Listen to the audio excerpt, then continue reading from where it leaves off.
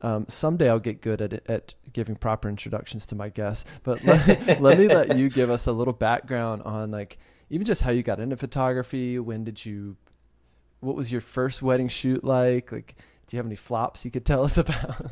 Yeah, so I started.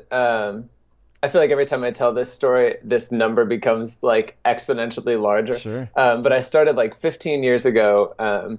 My now wife, then just friend, her boss was getting married. She just worked at like a retail store, and her boss was like, "Listen, I don't have any money, but you guys seem artsy. If I pay for the film, will you just shoot my wedding?" And I was like, "Sure."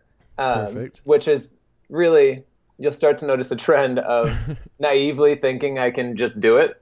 It's been a recurring theme in my life. So I was like, yeah, sure, let's do it. And so it went great. There was like a beautiful couple. It was outdoors. There was like goats. It was beautiful weather. Everything was perfect. And so the photos turned out pretty well, and she was really happy with them. And I thought, I should do this. I could make a living out of this.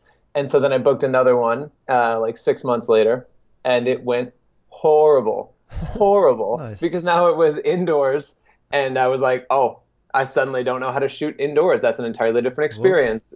And it was like I didn't understand the cameras. I was way out of my league, and it just by the end, I just gave them all the negatives like 3 months later, and I was like, I'm done. I'm sorry, I can't. I was the wrong person for this job.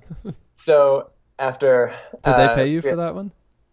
I mean, they did, but I lost quite a bit of money because Yeah. I shot so much film And it was that all I ended up, film.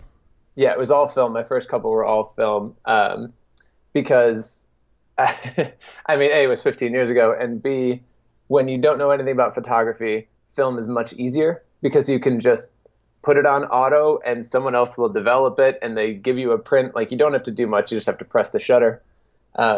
So after the first two, I thought, okay, well, maybe I'll give it a rest for a while. And then I sort of just went into other avenues of life, and went to college, and I ended up working at a newspaper as a photographer. And that was a super, super big learning experience for me, and kind of falling in love with the process of capturing real moments and Hmm. trying to sort of figure out what makes a moment interesting photogenically. And it was just this incredible learning experience of figuring out how to connect with people and how to build trust with people. And by the time I left there, I felt like, okay, well, now I can do this.